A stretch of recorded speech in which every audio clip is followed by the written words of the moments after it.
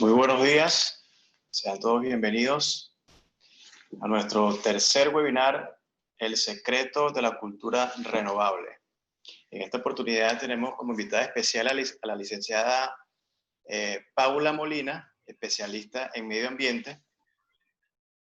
Cabe destacar que dentro de los Objetivos de Desarrollo Sostenible por la Organización de Naciones Unidas, el objetivo número 13 tiene que ver con la acción por el medio ambiente. Y es por eso que nosotros estamos realizando el día de hoy este webinar que tiene que ver con sostenibilidad y medio ambiente.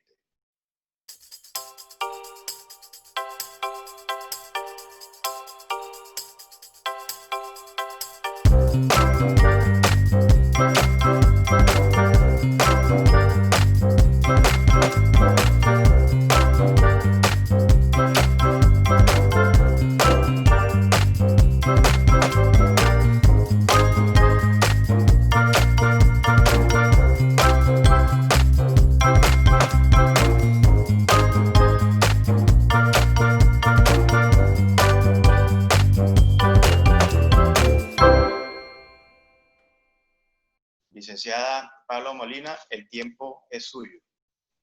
Bueno, muy buenos días a todos, bienvenidos a esta charla. Hoy vamos a hablar sobre sostenibilidad en tiempos de crisis. Bueno, quiero contarles cómo llegué hasta acá. Sin embargo, también como para hacerlo más participativo, me gustaría que en el chat escribieran su nombre, de dónde vienen, de qué organización son. ¿Listo? Entonces, bueno, ¿cómo llegué hasta acá? Pues resulta que cuando yo era muy joven, mis papás se separaron y eso trajo consigo dificultades económicas. Esas dificultades al final me llevaron a pensar como que en que debía construir una vida llena de cosas materiales. Al final como que pretendía que mi vida fuera con un poco más de bienestar y ese bienestar implicaba pues las cosas materiales. Sin embargo, esta concepción de la vida cambió cuando yo estaba en el colegio en 10º grado. Mi profesor de matemáticas me hizo ver una película que seguramente ustedes han escuchado y que se les recomiendo, que se llama Una verdad incómoda, del ex vicepresidente Al Gore. Esta película básicamente no me hablaba sobre esas consecuencias del cambio climático y lo que posiblemente podría llegar a suceder. A raíz de esa película, yo decidí estudiar administración ambiental y afortunadamente en el año 2018 tuve la oportunidad de conocer a Al Gore en el entrenamiento de líderes mundiales de este programa internacional que se llama The Climate Reality Project, que básicamente es una red de líderes ambientales en todo el mundo para llevar este mensaje a cada una de las personas de este planeta con el fin de generar conciencia y generar un cambio que nos permita realmente salvaguardar la civilización humana de lo que acontece. Entonces, hoy vamos a hablar sobre la verdadera crisis ambiental, causas y consecuencias. Vamos a ver qué relación hay entre el COVID-19 y la crisis climática, qué se está haciendo en el mundo para cambiar esta situación y qué podemos hacer nosotros para contribuir. ¿Listo? Entonces, esta charla va a ser muy interactiva. Quiero que ustedes también participen. Las preguntas las vamos a hacer al final, entonces quiero que estén muy atentos y que vayan escribiendo en el chat esas preguntas que ustedes tienen. ¿Listo? Bueno. Esta imagen que ustedes ven acá se llama El amanecer lunar. Fue tomada en el año de 1968 por el astronauta William Anders. Entonces, esta imagen que ustedes ven acá se llama El amanecer lunar, la tomó William Anders en el año de 1968 y básicamente esta imagen lo que nos muestra es nuestro planeta, ¿sí? Es nuestra casa y en medio de esta foto vemos su fragilidad. ¿Sí? Lo vemos allá totalmente solo y es allí donde nosotros vivimos. Si William Anders hubiese viajado hace 55 millones de años, muy seguramente hubiese visto un planeta muy verde, selvático y muy caliente. O si hubiese viajado hace 700 millones de años, hubiese encontrado una bola de nieve. ¿Qué ha sucedido? La última glaciación ocurrió hace 10.000 años y a partir de allí nosotros hemos empezado a evidenciar un periodo de estabilidad climática llamado el periodo del Holoceno. Y es allí donde la civilización humana se ha venido desarrollando. Pero este periodo de estabilidad climática está a punto de terminar gracias a la actividad humana. Entonces, esta imagen que ustedes ven acá, ¿sí?, es la atmósfera. Y la atmósfera cumple una función muy importante. Básicamente lo que hace la atmósfera es que genera el efecto invernadero. ¿Qué es el efecto invernadero? Pues básicamente es que mantiene la temperatura estable del planeta. Si no existiera esta capa, muy seguramente la temperatura del planeta sería pues 200 grados en el día y menos 200 y por lo tanto la vida no se daría. Entonces, ¿cómo funciona? Vienen los rayos del sol, muchos de ellos son reflejados por nuestra atmósfera y tan solo algunos logran quedarse en nuestro planeta, haciendo que la temperatura del planeta sea estable. Esta atmósfera se compone de los llamados gases de efecto invernadero, como el CO2, el metano, el oxígeno nitroso, en fin, otros gases de efecto invernadero. Sin embargo, hay que dejar claridad que estos gases de efecto invernadero se generan de manera natural, como por ejemplo en la quema de combustibles, en los incendios forestales, las erupciones volcánicas, todos estos generan gases de efecto invernadero.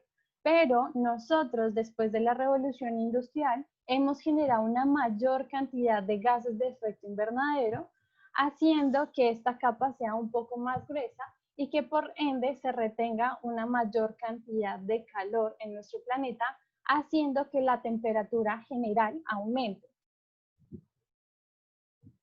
Entonces, para que ustedes se lleven una idea, cada 24 horas se generan 110 millones de toneladas de contaminación a nuestra delgada capa de la atmósfera, como si fuera una alcantarilla abierta. Y esta imagen que ustedes ven acá es cómo nosotros hemos ido aumentando progresivamente la generación de gases de efecto invernadero. ¿Sí? Aproximadamente el 80% de estos gases son generados por los combustibles fósiles. Y es acá, entonces, cuando vemos las consecuencias, ¿sí? Esta es una imagen tomada de la NASA desde el año de 1880 al año 2016. Y vemos cómo poco a poco el planeta se ha ido calentando, ¿sí? Vemos esa gran diferencia entre el año 1880 y el año 2016. Ahora bien, ¿dónde se generan esos gases de efecto invernadero? Pues bueno, realmente hay muchas fuentes, ¿sí? Una de las que más preocupa a los científicos en este momento es la descongelación del permafrost. El permafrost es una capa de suelo que tiene hielo, que está ubicada pues en las zonas más frías del planeta, pero que al descongelarse genera el gas metano, que es el mismo que nosotros utilizamos para cocinar. Y ese gas metano tiene un potencial de calentamiento mayor que el CO2. Quiere decir que por cada kilogramo de metano que se genera, es como generar 28 kilogramos de CO2. Y por eso, cuando escuchamos noticias del descongelamiento de los polos, es porque precisamente al liberarse toda esta cantidad de metano, va a acelerar aún más el proceso de calentamiento de nuestro planeta.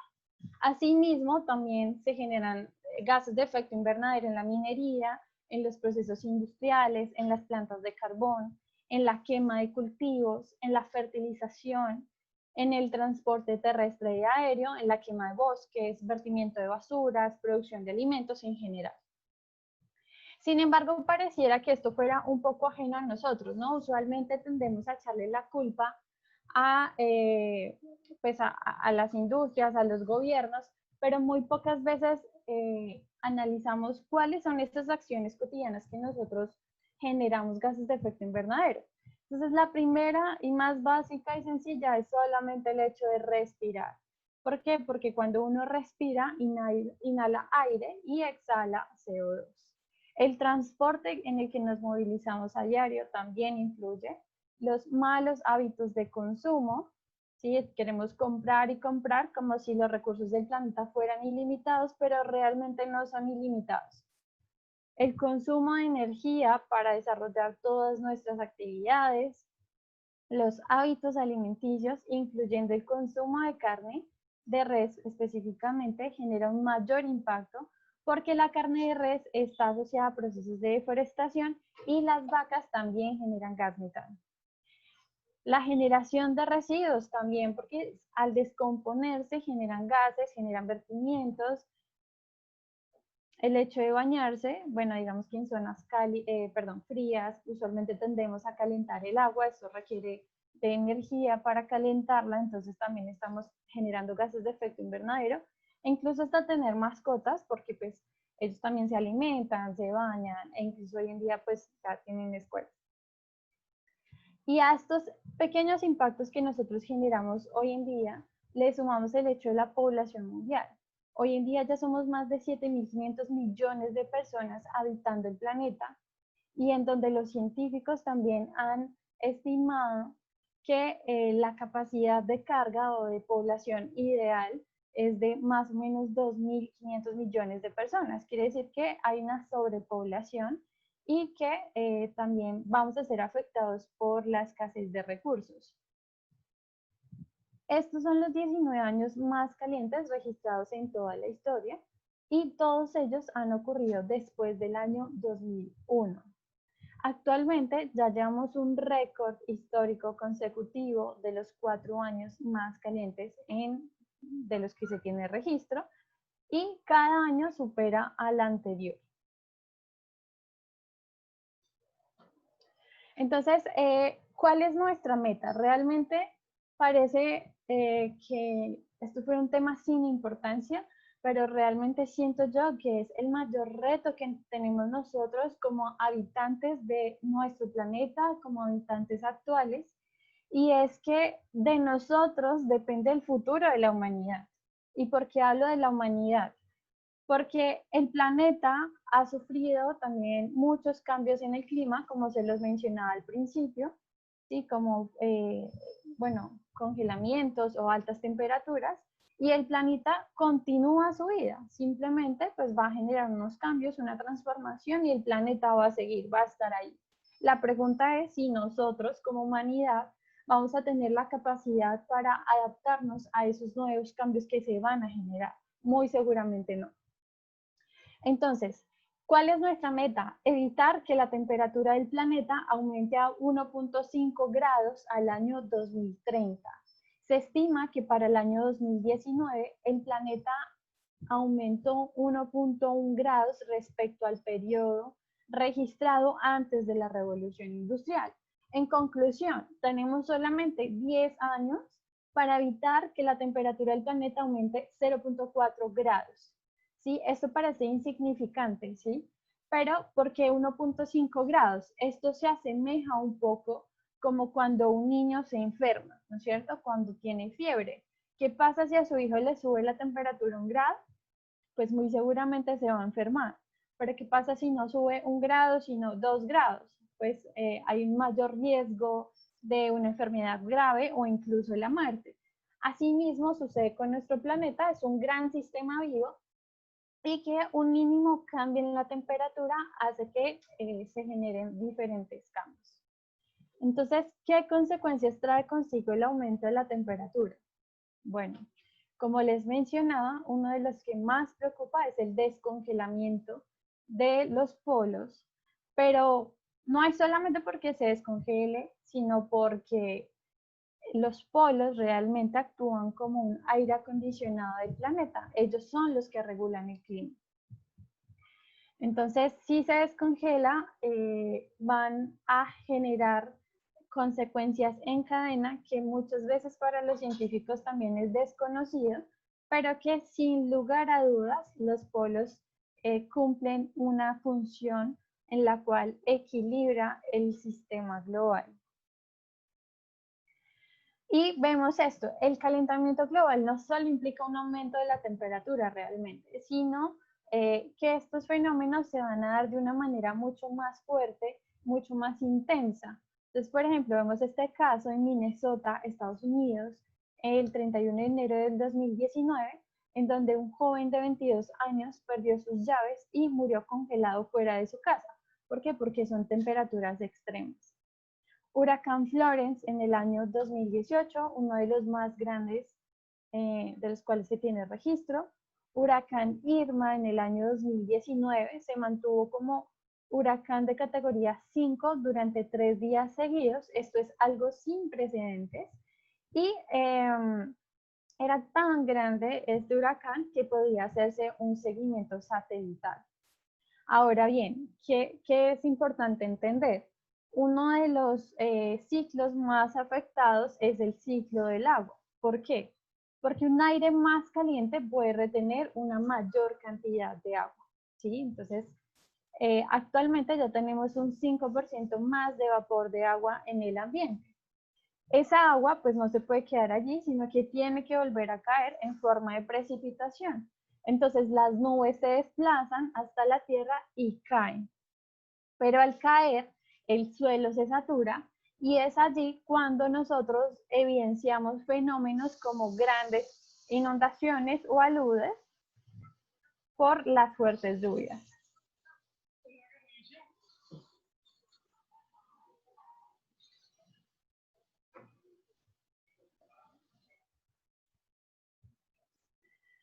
Este fenómeno también lo llamamos las bombas de agua.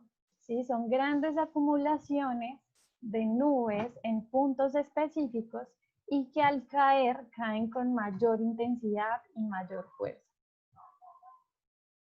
Asimismo, como se evapora una mayor cantidad de agua de los océanos, ocurre el fenómeno contrario y es que se evapora una mayor cantidad de agua de la Tierra. Cuando esto ocurre, pues nos enfrentamos a los fenómenos de sequías más largas y más profundas. Vemos este caso en Oaxaca, México, en el año 2017, en el cual tuvo una de sus peores sequías en 50 años.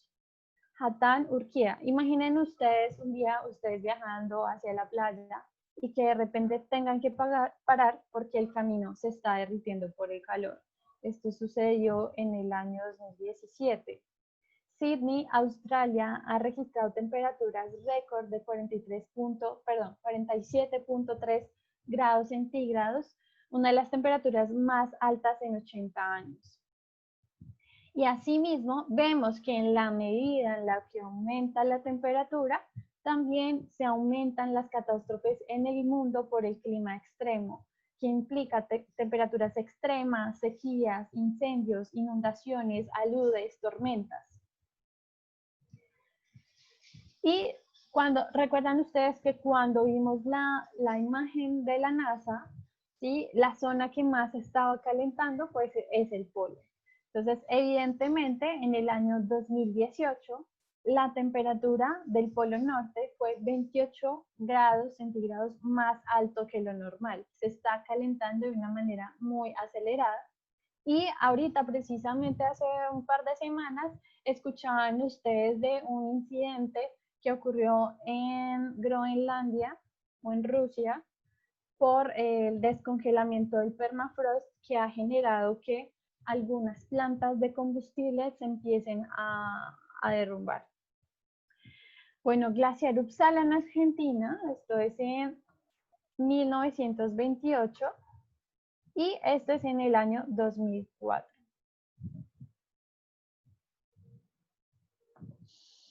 Entonces, cuando vemos que los polos empiezan a descongelar, vemos este fenómeno que es el aumento del nivel del mar.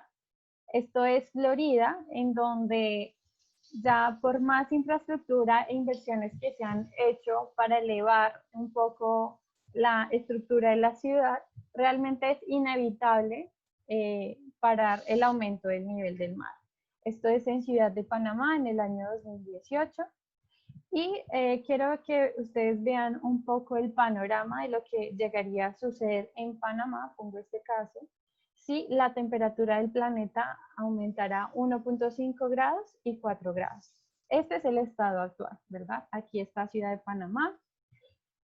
Miren ustedes lo que puede llegar a suceder con 1.5 grados de temperatura, ¿sí? Vemos, estamos empezando a ver que algunas zonas van a tender a desaparecer y lo que llegaría a suceder con 4 grados de temperatura.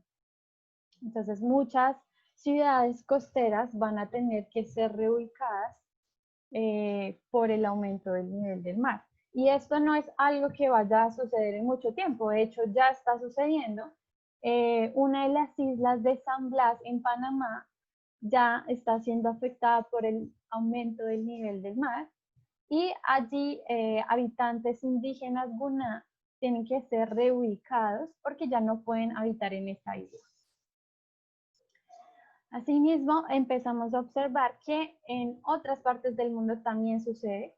Son fuertes lluvias en California, ¿sí? Vemos estos fenómenos también muy atípicos, como en Argentina en el año 2017. Una bomba de precipitación dejó caer 1.5 metros de granizo en 15 minutos. Esto es algo sin precedentes.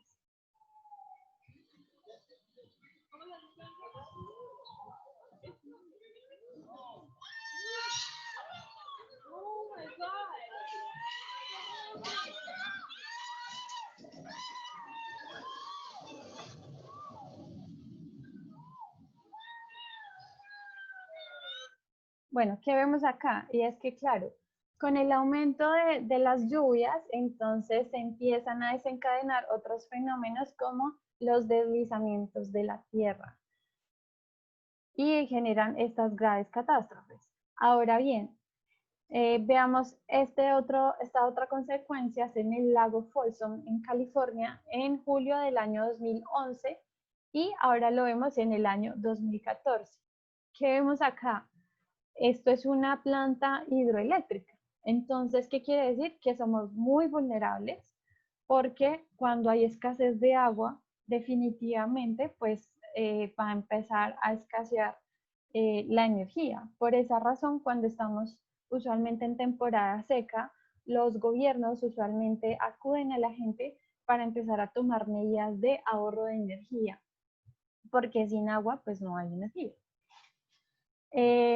Vemos también esta consecuencia económica muy fuerte en el Canal de Panamá. Ya llevan 2 años consecutivos con esta problemática en el periodo de sequías porque ya no cuentan con la cantidad suficiente de agua para operar el canal. En febrero del año 2019, las lluvias estuvieron 27% por debajo del promedio. Imaginen ustedes el impacto económico que puede llegar a generar este fenómeno. Y asimismo, como aumenta la temperatura, entonces vemos que hay una mayor incidencia de los incendios forestales. Esta imagen realmente es muy diciente porque es un poco la indiferencia que tenemos nosotros frente a las problemáticas ambientales y que, pues quizás por desconocimiento, pero tampoco entendemos que un incendio forestal realmente nos debe doler. ¿Por qué? Porque los árboles son la única máquina en este momento que es capaz de capturar CO2 y transformarlo en oxígeno. Ese CO2 realmente queda atrapado en el tronco de los árboles. Cuando estos se queman, vuelven a liberar todo ese CO2.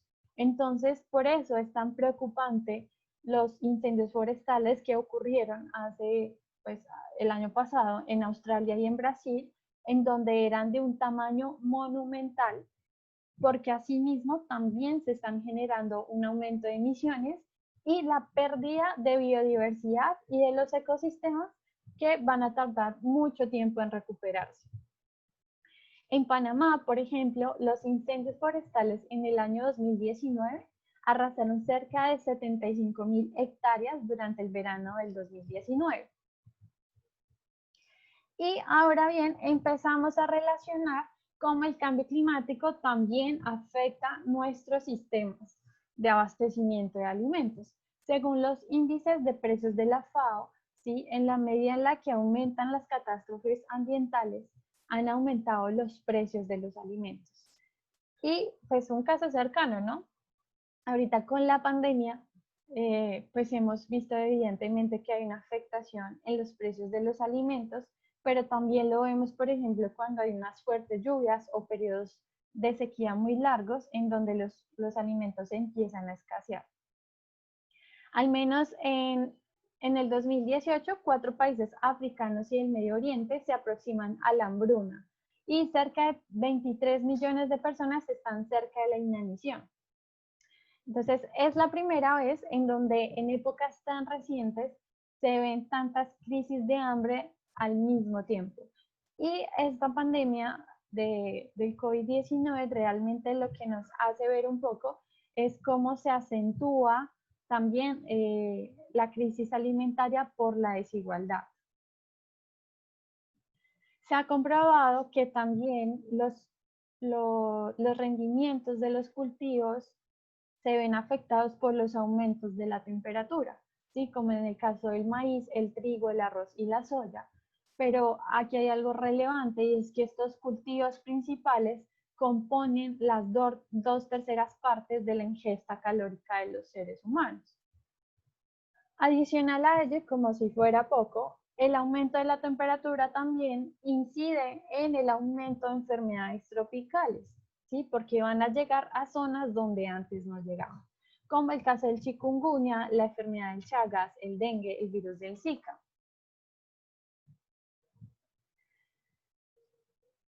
Y bueno, realmente todo está relacionado, ¿sí? Entonces nuestra generación de gases de efecto invernadero también tiene una incidencia muy fuerte en la contaminación ambiental. Vemos este caso en India en el año 2016 o este caso en China en el año 2016 también, en donde un director de una escuela fue suspendido después de que se le obligara a 400 alumnos a presentar un examen al aire libre en condiciones de smog peligrosas. Este mapa también nos muestra cuál es el índice de muertes atribuibles a la contaminación ambiental. Y quizás para nosotros, tiempo antes de la pandemia, esto no era tan relevante, pero más adelante les voy a mostrar por qué.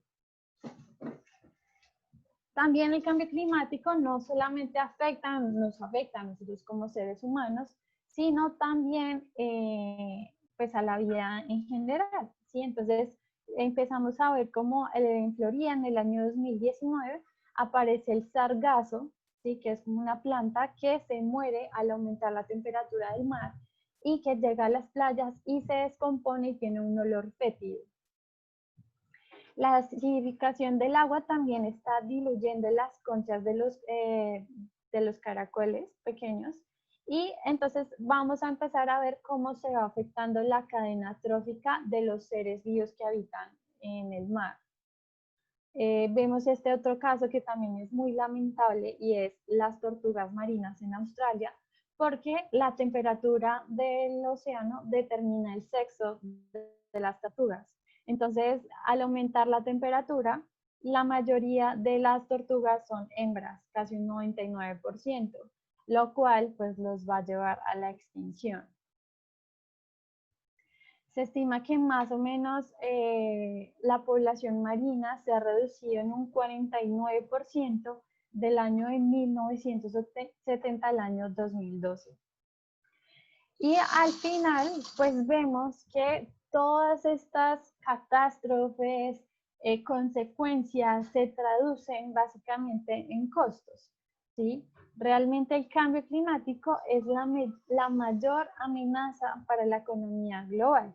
Fíjense ustedes que esta pandemia, pues sí, pone en jaque a muchas empresas, a muchos sectores y a la economía global, pero este es un momento donde hacemos un llamado a la reflexión porque esto mismo nos puede estar sucediendo en unos próximos años, pero con una mayor intensidad.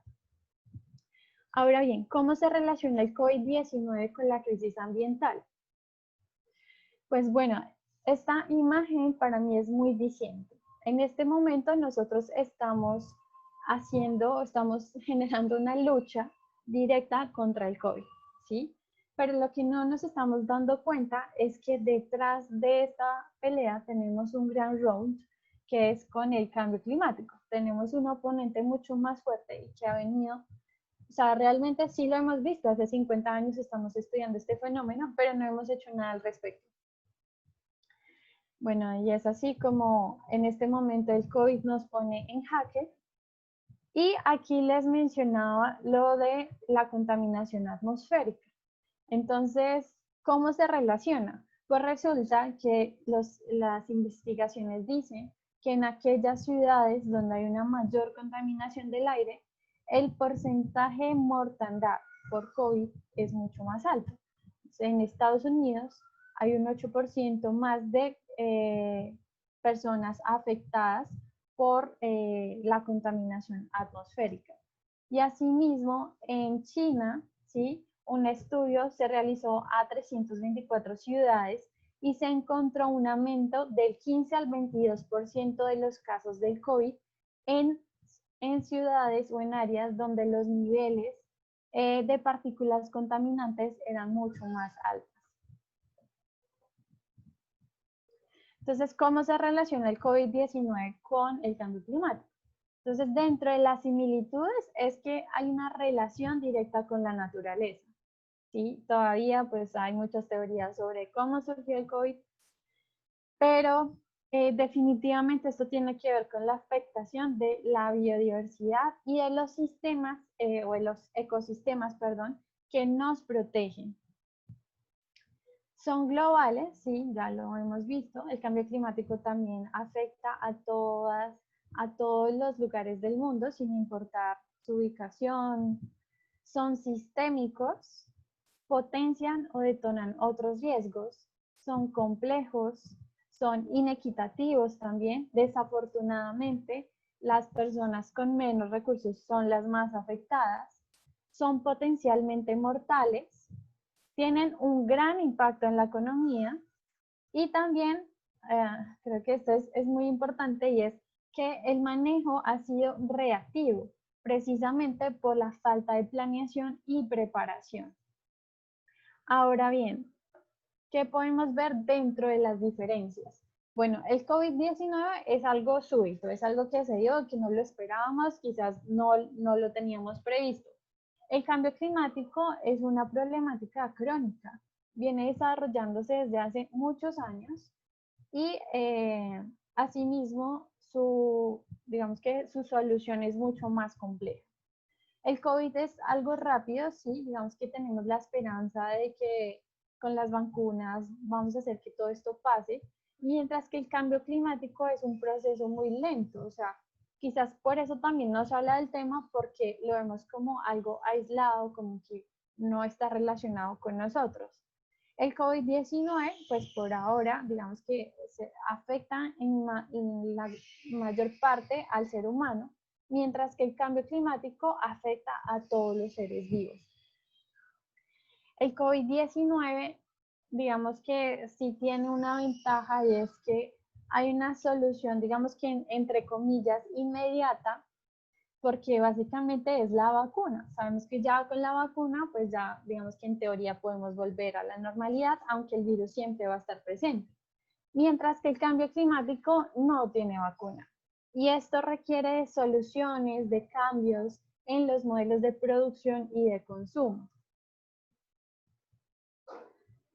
Y esto, perdón, es algo que ya Europa se está preparando, ¿sí? Mientras que todo el mundo se encarga de atender el COVID, Europa ya tiene muy claro que va a realizar una gran alianza europea para defender una salida verde a la crisis. Esto implica realizar muchas inversiones que contemplen los principios ecológicos. La pregunta acá es, ¿realmente podemos cambiar? Pues la respuesta es sí, pero necesitamos que sea un cambio pues que este tema se conozca y que generemos acciones prontas. Yo creo que esta pandemia nos debe llevar a la reflexión y ha sido como un freno para todo lo que nosotros veníamos desarrollando en cuanto a depredación de recursos naturales, generación de gases de efecto invernadero, para hacer un alto y realmente pensar en este momento ¿Cuál es la prioridad como humanidad? Realmente la solución está en nuestras manos. Entonces, ¿qué ha pasado en el mundo? Un evento muy importante fue el Acuerdo de París en el año 2015, en donde 195 países del mundo se comprometieron a trabajar para alcanzar la meta de 0 emisiones para el año 2030.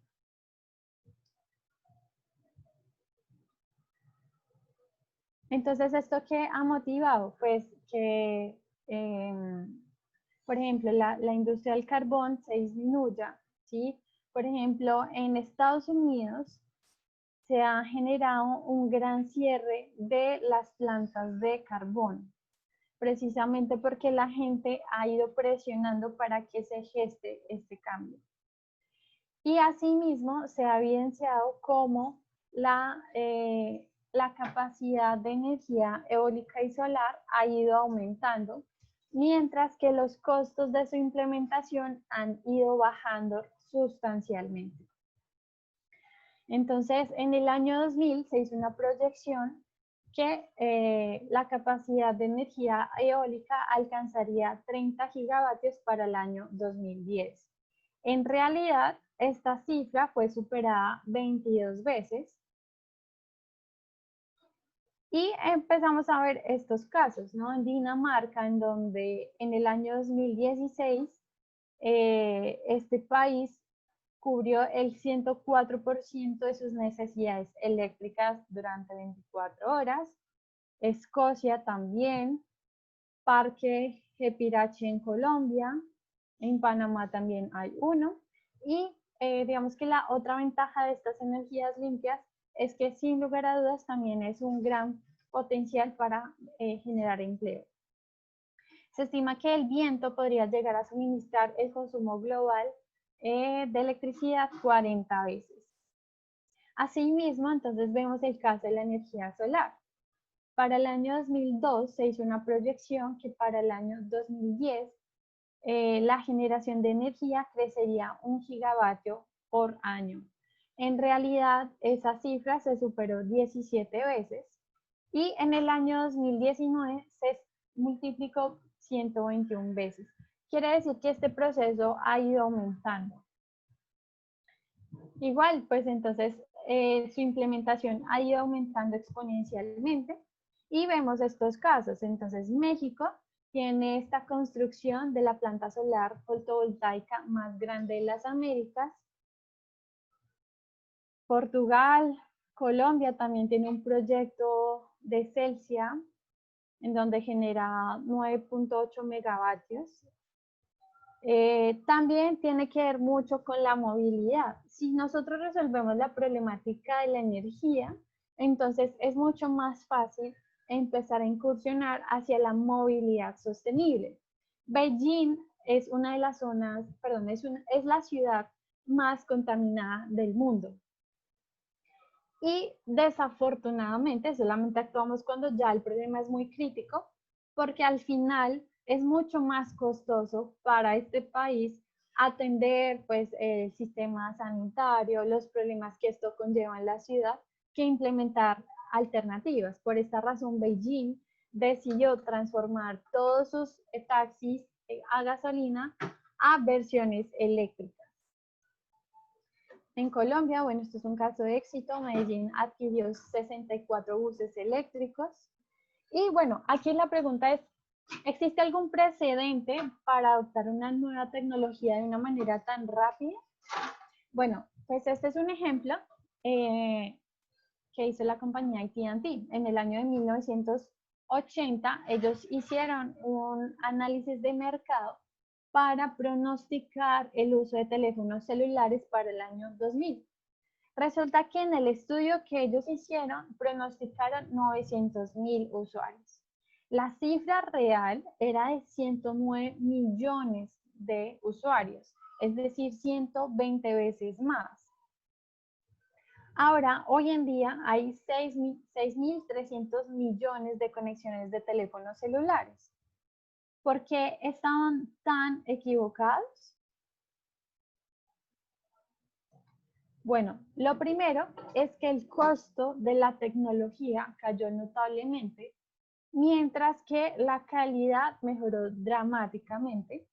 Y aquí es muy importante este tercer punto. Las decisiones de compra las tomaron los individuos y no las empresas, ¿sí? Y finalmente, al ver que esta tecnología iba avanzando de una manera tan rápida, los países que iban en vía de desarrollo decidieron saltar esas tecnologías viejas para darle lugar a estas nuevas tecnologías. Y es aquí entonces cuando vemos estos casos de éxito en donde se puede llevar energía sostenible a zonas donde sale mucho más costoso llevar una línea de transmisión, o en donde podemos mejorar el bienestar de las comunidades también de escasos recursos y que se encuentran alejados de las urbes, en donde estos chicos pueden estudiar a través de paneles solares. Chile es uno de los líderes en Sudamérica en la implementación de proyectos de energía solar. India también se está poniendo, digamos que la camiseta para impulsar este gran cambio. Incluso hasta el Vaticano también está generando este tipo de iniciativas. Y solo para que se lleven una idea, cada hora llega a la Tierra la energía suficiente para satisfacer todas las demandas energéticas del mundo durante un año. Quiere decir que tenemos a disposición el sol y tenemos que hacer uso de ello para generar un estilo de vida mucho más sostenible y saludable. Finalmente quiero terminar pues con esta imagen. Obsérvenla, esta es nuestra casa, esta es nuestra casa en común. No tenemos otro planeta, solamente hay uno. Tenemos que cuidarlo.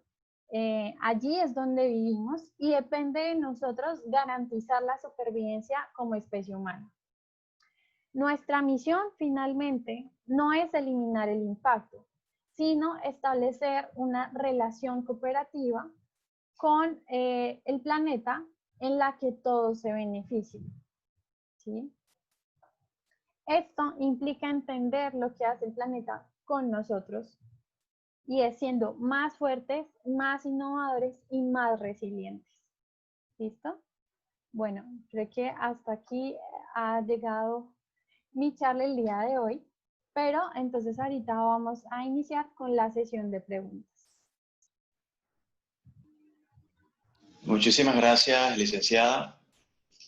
Cabe destacar que dentro de los temas que estamos desarrollando el día de hoy, mencionamos al inicio que el objetivo número 13 de la Organización de Naciones Unidas con respecto al desarrollo sostenible tiene que ver con la gestión del medio ambiente. Y el número 7 con el tema de las energías alternativas, en este caso energía renovable, llevarla a que sea asequible. A continuación, vamos a continuar con la ronda de preguntas y respuestas. Va a estar a cargo de nuestros colaboradores de la compañía. Buenos días. Buenos días. Primera pregunta. Aporte por parte del señor Roberto Carreño. ¿Se debe concientizar sobre la manipulación y almacenamiento de corriente directa de las baterías para almacenar energía eléctrica proveniente de fuentes alternativas renovables? Ok, buen aporte. Siguiente pregunta. ¿Cómo determinó la NASA el mapa de temperatura desde 1880? ¿Bajo qué valores? Alguien que tiene una duda por ahí. No sabría cómo responderte esta pregunta. Sin embargo, lo que sí podemos determinar es cómo se calcula la cantidad de emisiones de la atmósfera. Seguramente se hace a través de satélites que permiten cuantificar la temperatura del planeta, pero la medición de los gases de efecto invernadero usualmente se hace a través del estudio de las partículas de CO2 que quedan atrapadas en los polos. Entonces allá los científicos sacan grandes capas de hielo y se define el año y la cantidad de partículas acumuladas durante este periodo de tiempo. Entonces de esa forma imaginamos que pudieron hacer el mapa dependiendo de la cantidad de dióxido de carbono presente en el permafrost, según lo que más o menos puedo entender, ¿no? Sería algo así. Sí. Vamos por acá, tenemos otra. El uso de energía termosolar reduce hasta un 40% el uso de electricidad proveniente de fuentes de energía convencionales para el uso de agua caliente, sanitaria y para el uso de procesos industriales, como un aporte que están diciendo por acá. La importancia del uso de que seamos conscientes con el uso del agua, ¿no? También eso influye directamente al cambio climático. Por acá tenemos otro aporte del ingeniero Arturo Hernández. Dice que los paneles solares presentan muy buena alternativa para el tema de medio ambiente, pero los desechos de los mismos representan la otra cara de la moneda. En el webinario anterior estuvimos hablando de que hay una compañía en Alemania que hace el tema o el tratamiento del reciclaje de los equipos que se utilizan en generación.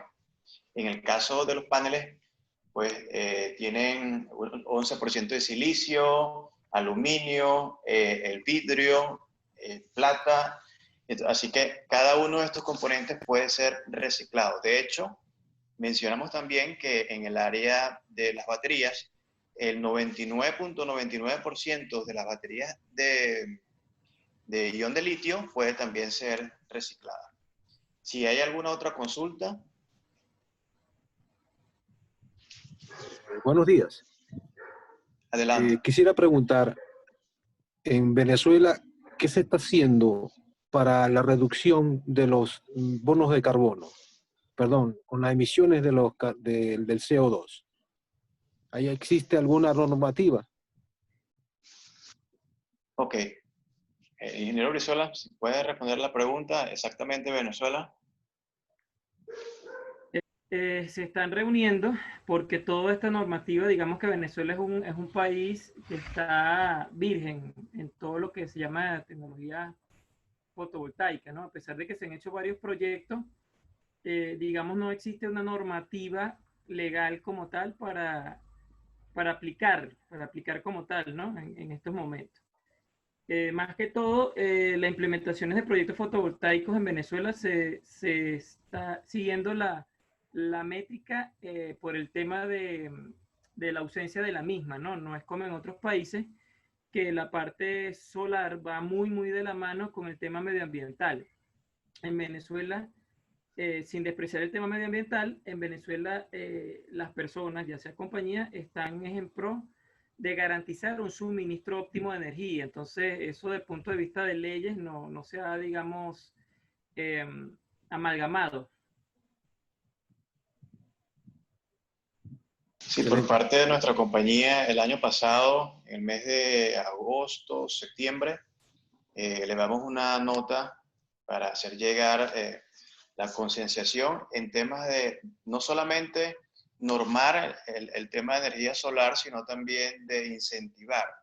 En el resto de América hay incentivos fiscales. En el caso de Colombia, hace pocas semanas se aprobó una ley donde las empresas que hacen inversiones en temas de energía renovable, en el caso alternativo solar, pueden descontar el 50% de su impuesto sobre la renta sobre esas inversiones. Para el caso acá en Panamá, tiene las compañías o parques solares que tienen plantas menores de 10 megavatios, tienen algunos incentivos en cuanto a liquidaciones, taxes y otros más. En el caso de Paraguay, Argentina, Brasil también tienen muchos incentivos. Entonces la idea, esta carta que nosotros enviamos, es para que se pueda también tomar en cuenta el tema de la energía alternativa y poder dar incentivos a la generación, de manera que pueda formar parte tanto de autoconsumo como también a generación a la red, porque actualmente no existe ninguna normativa. Aún así, invitamos pues a las personas que nos acompañan, empresas y particulares que están deseosos de tener energía para autoconsumo, puedan comunicarse con nosotros y conocer cada uno de los planes que tenemos para el tema de financiamiento y diseños gestión de adquisición de equipo, puesta en marcha, operación y mantenimiento. Bueno, damos por concluido. Hay otra pregunta. ¿Cuál es el nivel de contaminación en la emisión de gases de efecto invernadero en la fabricación de paneles fotovoltaicos? Bueno, esa pregunta en cuanto, no sé si la licenciada Paula tendrá algo que acotar con respecto a esto. Bueno, digamos que no podría ser, no tengo el número exacto, pero lo que sí sé es que evidentemente sí va a generar una pequeña cantidad de gases de efecto invernadero por los procesos que conlleva producirlos. Pero hace poco vi una imagen que me pareció muy llamativa, y es que las reservas que quedan ahorita actualmente de combustibles fósiles son el camino o la energía que necesitamos para producir nuevas energías limpias, ¿sí? El caso de los paneles solares o los aerogeneradores, porque evidentemente todavía la necesitamos. Entonces, ese es el punto, utilizar esas reservas de combustibles fósiles para hacer una transformación energética de energías limpias.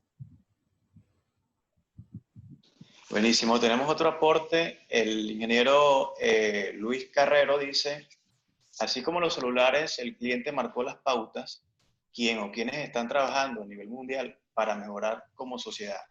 Bueno, sí, realmente la energía solar, en este caso que nosotros estamos desarrollando, a medida que va avanzando tenemos mejores calidad en equipos y equipos más eficientes. Yo recuerdo en el año 2017 el panel solar top era el de 360 vatios y acá cerca tenemos una planta en una torrefactora de café y los paneles son de 360 vatios, eso era lo top en el momento. Hoy en día lo top estamos hablando de paneles bifaciales, alrededor de 560 vatios, en varias compañías, no quisiera nombrar en el video, pero cada día va aumentando y así como sucedió con el celular, va a suceder también con la tecnología. Vamos aceleradamente en un desarrollo en todo lo que tiene que ver con energía solar. ¿Alguna otra información? Bueno, la licenciada Paula dejó su página web dentro de los mensajes. Lo puede seguir www.co20.com. Muchísimas gracias por todos los participantes. Los invitamos al próximo webinar y el video estará disponible en YouTube para que puedan compartirlo. Que tengan excelente día. Hasta luego. Gracias. Luego.